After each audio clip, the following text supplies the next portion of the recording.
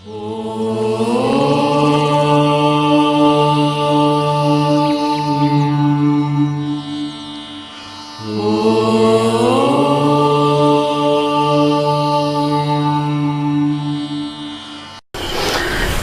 साथियों, मैं पंकज सिंह एक बार फिर से आपका इस चैनल पर स्वागत करता हूं। साथियों, हमने अपने मध्यकालीन इतिहास के चौथे पार्ट में यानी बाबर के चौथे पार्ट में हमने देखा खानवा का युद्ध राणा सांगा और बाबर के बीच में। अगर आपने ध्यान से देखा होगा, मन से देखा होगा, 30-35 मिनट का वीडियो है, लेकिन उसने इतिहास के कई पन्नों को कवर किया है। मेरी विनम्र प्रार्थना है अगर नहीं देखा हो तो राणा सांगा वाला चैप्टर जरूर देखिएगा। बहुत सी चीज़ें जो हमें उलझन में डालते हैं क्लियर हो जाएंगी।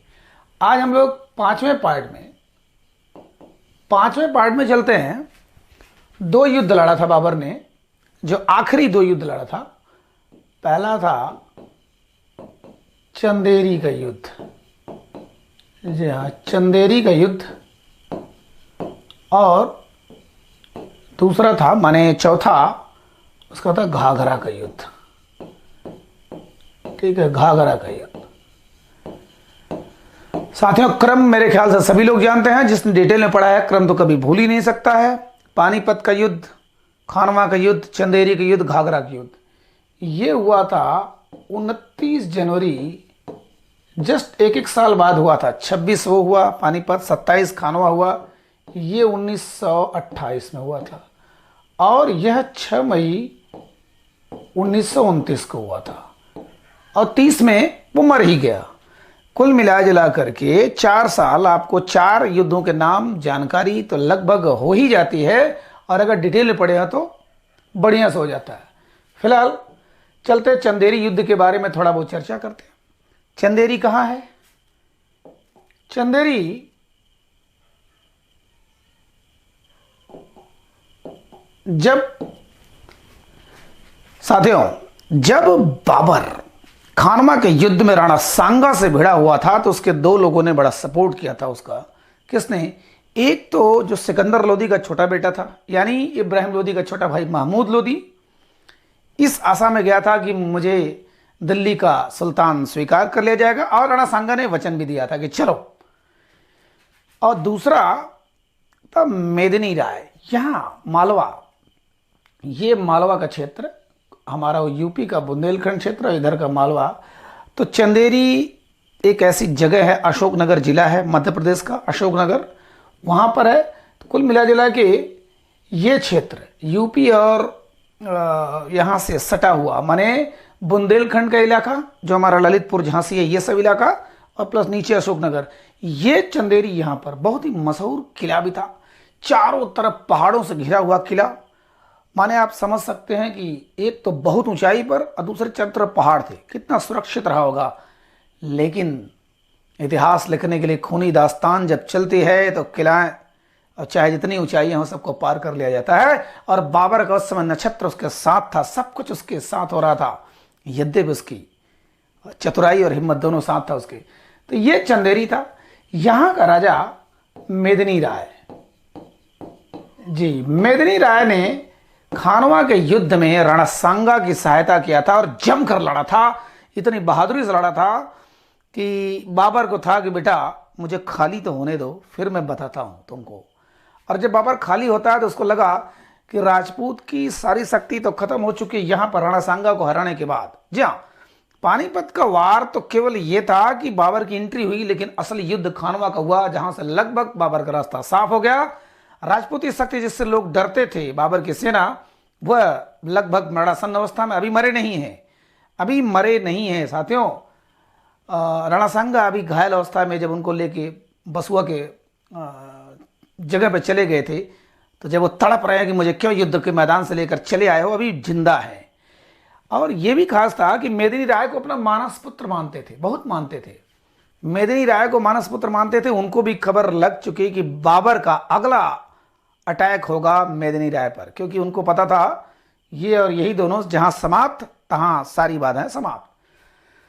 तब बाबर ने क्या काम किया, अपना पत्र भेजा। पत्र क्या भेजा कि मेदिनी राय के पास भेजा कि ठीक है तुम्हारा किला बहुत मजबूत है, लेकिन तुम सब हार चुके हो। जितने काफिर लोग थे, सारे लोगों का घमंड चूर चूर हो चुका है। तुम्हारे पास कोई औकात नहीं है। ये किला हमको दे दो। बहुत महत्वपूर्ण किला है, बहुत मजबूत किला है, ये किला हमको दे दो। उससे बढ़िया एक शमशाबाद में एक किला ले लो। शमशाबाद यही जगह था, मध्य प्रदेश में। ध्यान दीजिएगा, मालवा माने मध्य प्रदेश। शमशाबाद में एक जगह है, उस किले को ले लो। और दुनिया भर की बहुबात किया, माने बातें किया। किसने? बाबर ने। ऐसा वैसा आपका सारा साम्राज्य छिन चुका है हमारे सामने, हमारी इस तुर्की सेना के सामने कुछ नहीं है। तो हमारी आगे आग उगलना शुरू करेंगे तो कुछ नहीं रह जाएगा। कुल मिला जुला के धमकी भरा पत्र दिया। तब मेदिनी राय ने कहा कि पहले तो जब जवाब मांगा गया कि बताओ जवाब क्या है, तब कहानियां बहुत सी मिलती हैं साथियों, बहुत सी कहानियां मिलती हैं। बस इतना जानिए कि ऐसी कहानियां जो इतिहास को उजागर करे वो बताना जरूरी है। तब मेदिनी राय ने कहा कि अगर बाबर में औकात हो, बाबर में क्षमता हो तो द्वंद्व युद्ध कर ले, क्यों सेनाओं को मारना चाहता है। लेकिन उसको समझाया गया कि यह इस तरीके से आक्रमण करके बाबर और आक्रांता लोग राज नहीं करते हैं। वो लोग चोरी छिपे धोखे से चाहे जैसे अपनी शक्ति का प्रदर्शन करके ही आते हैं। तो कहा कि चलो, मेदिनी राय ने कहा कि मैं युद्ध करूंगा, मैं शमशाबाद वगैरह किला नहीं, अपने घर को छोड़ करके शमशाबाद नहीं जाऊंगा। तो बाबर ने कहा चलो भाई ठीक है। बड़ी सी सेना लेकर चारों तरफ से उस किले को घेर लिया। चूंकि उसमें तोप भी थे, हाथी कहाँ से पाए थे? ये इब्राहिम लोदी की सेना के हाथी पाए थे। और बड़ी बड़ी घुड़सवार सेना थे। तो उनको उस किले पर चढ़ने में बहुत प्रॉब्लम होती, बहुत दिक्कत होती। उन्होंने घेरा, संदेशा भिजवाया कि समर्पण कर दो, अधीनता मान जाओ, हमारी अधीनता में आ जाओ, गुलाम बन जाओ। लेकिन मेदिनी राय ने कहा कि नहीं, हम क्षत्रिय हैं और लड़ेंगे, जमकर लड़ेंगे। उन्होंने अपनी पत्नी मणिमाला से कहा कि जौहर के लिए तैयार रहना, हम लोग तो थोड़े हैं और उम्मीद नहीं है कि जिंदा रहेंगे, क्योंकि बहुत बड़ी सेना लेकर बाबर आया है, लेकिन जमकर लड़ेंगे। अगर कुछ होता है तो जौहर के लिए तैयार रहो। मणिमाला ने कहा कि चलो ठीक है। कहानियां खूब मिलती है साथियों, मणिमाला की कहानियां खूब मिलती हैं।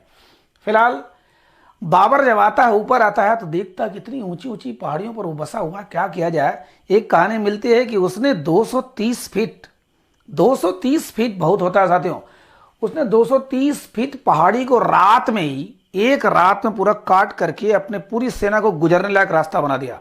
संभव तो नहीं दिखता है, बिल्कुल भी संभव नहीं दिखता। लेकिन चूंकि ये लोग अपने युद्ध में ऐसे लोगों को लेकर चलते थे जहां काटने पीटने की बात आती थी, फावड़ा लेकर के, कुल्हाड़ी लेकर के, सारे शस्त्र अस्त्र सजाकर ये लोग चलते थे।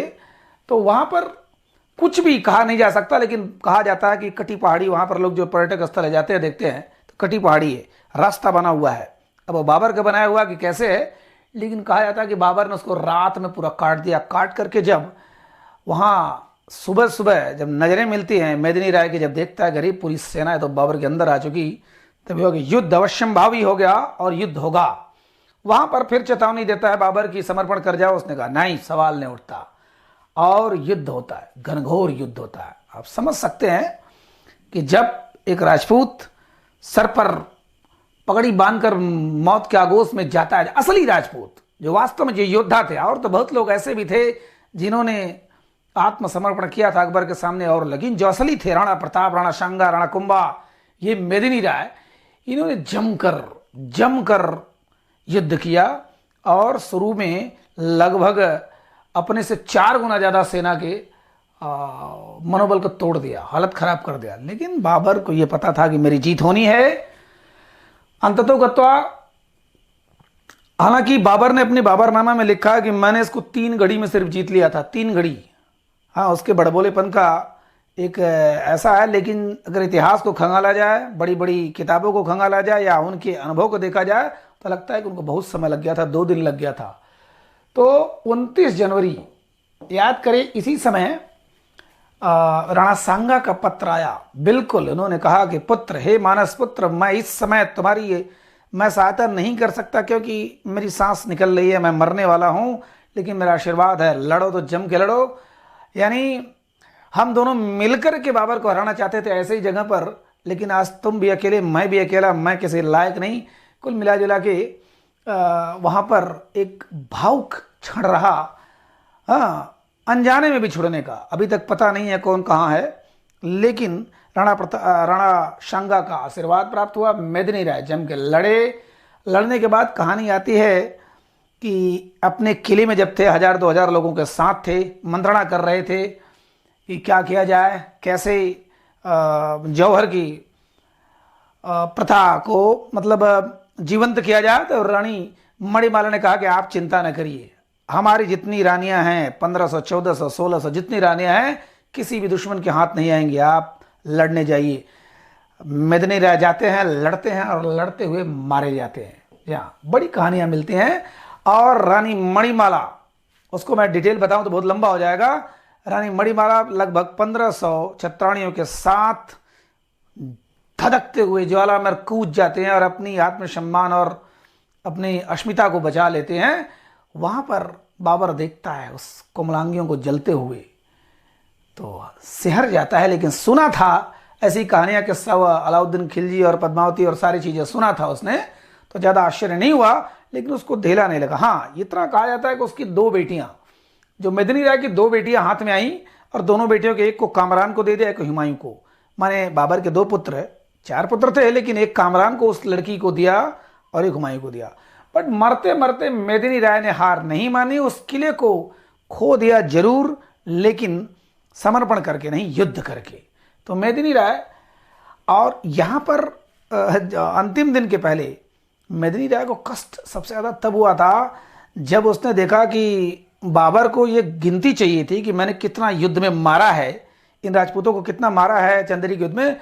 उसने कहा जितने मुंडी काटा गया सबको मीनार बनाओ खानवा की तरह। और उसने मीनार, बहुत ऊंची मीनार बनवाई, बहुत ऊंची मीनार बना के बीच में तुर्क झंडा गाड़ दिया था। जी हाँ, और हालांकि मीनार वो हर में बनवाता था, तैमूर लंग का अनुकरण करता था, लेकिन चंदेरी के युद्ध के बाद उसने बहुत ऊंची मीनार बनवाई, मुंडों की मीनार बनवाई, जिससे लोग डर जाएं, राजपूत भी डर जाएं और भी लोग डर जाएं कि बाबर के सामने जो भी आएगा उसका यही हश्र होगा। जी हाँ, लास्ट में मेदिनी राय मारे गए, इनके 2 पुत्रों को पकड़ा गया, एक कामरान को, एक हुमायूं को सौंपा गया। और सच्चाई कितनी है, लेकिन कहानियां किससे यहीं तक मिलते हैं। तो इस पर भी कब्जा हो गया। अब जब यहां पर यह मस्त था, माने मेदिनी राय को हराने में यह लगा हुआ था बाबर, यहां पर जो और जगहों पर यूपी में, बिहार में, बंगाल में जितने अफगानी लोग थे, ध्यान दीजिएगा, बाबर ने अफगानियों की सत्ता समाप्त कर दी थी। अभी तक यहां पर जो तुर्क लोग थे, बाबर तुर्क था, और वह जो अफगानी थे, महमूद गजनवी, मोहम्मद गोरी, सबसे पहले इन्हीं लोगों को शासन करना चाहिए था, या यही लोगों की ख्वाहिश थी कि हम इस पर शासन करें। बाबर ने सबको उखाड़ पुखाड़ कर रख दिया। ठीक है, शुरू में खिलजी वंश, तुगलक वंश सब रहे, लेकिन लोदी वंश अफगानों का था, अफगानों का सत्ता समाप्त कर दिया। तो वो अफगान लोग खौले हुए थे, किसी तरह बाबर को हराया जाए। तो उसमें महमूद लोदी, याद करिए, मैं बार बार जिक्र किया, महमूद लोदी माने इब्राहिम लोदी का छोटा भाई। यह अपनी जितने अफगान लोग थे उनको सबको जुटा रहा था, एक एक कर रहा था। यहां पर एक अवध का पूरा क्षेत्र है, लखनऊ, ये यहां पर एक बिब्बन नाम का नेता था। बिब्बन, ध्यान दीजिएगा, बिब्बन।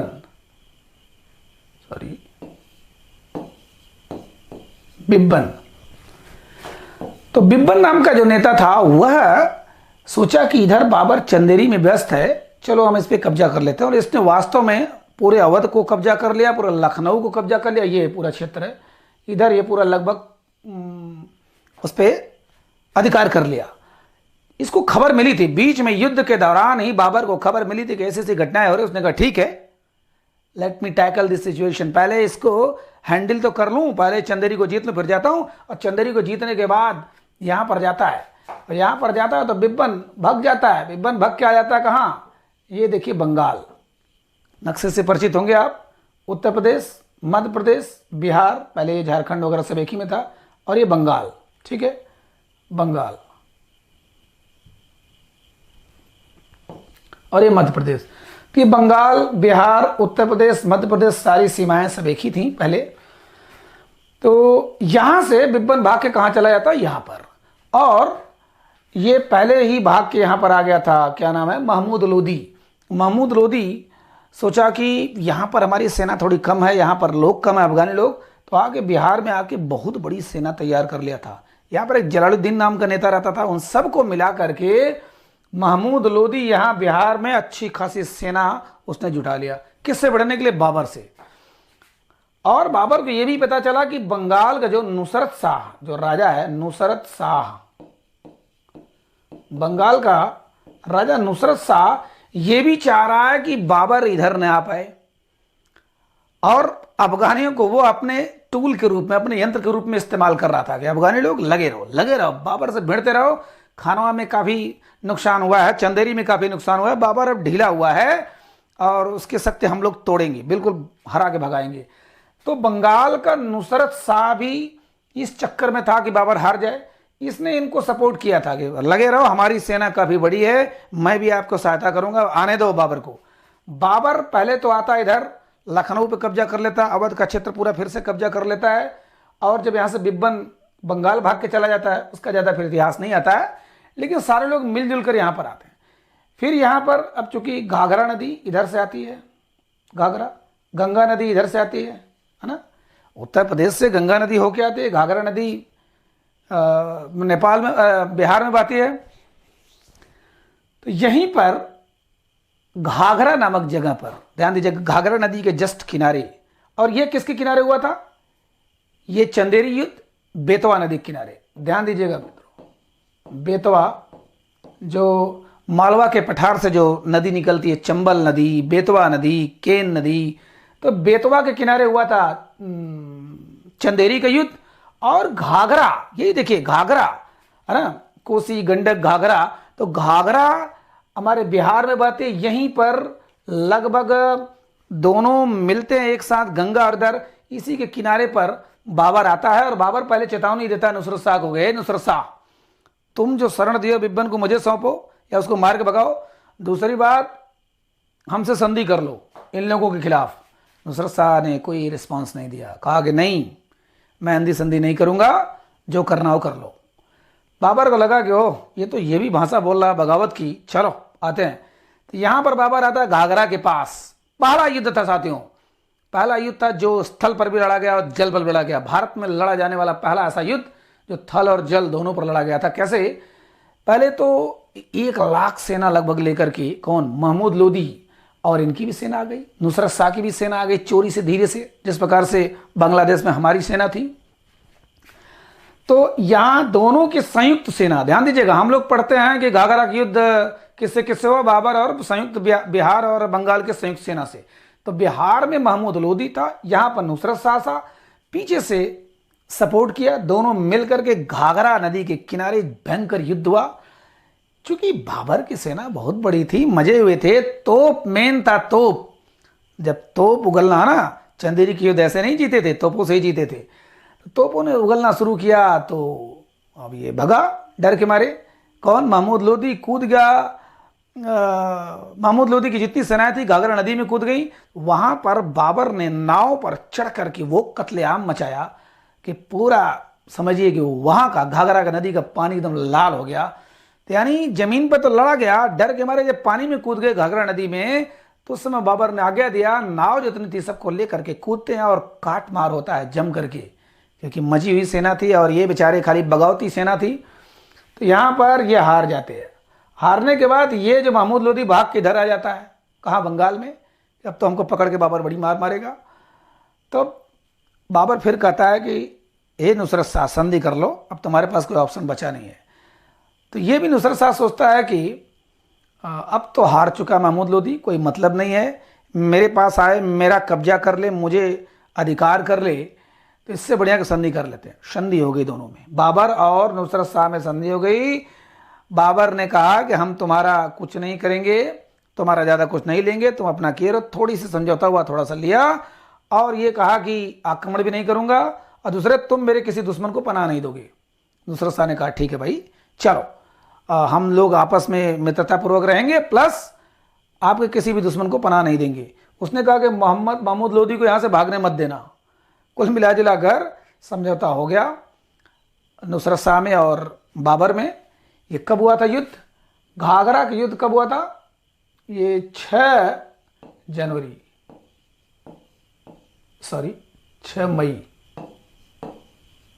मई 1929 को।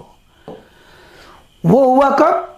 29 जनवरी। ध्यान दीजिएगा, 30 जनवरी को राणा सांगा मरते हैं, 29 जनवरी को वो युद्ध होता है, एक दिन बाद मरते हैं बेचारे।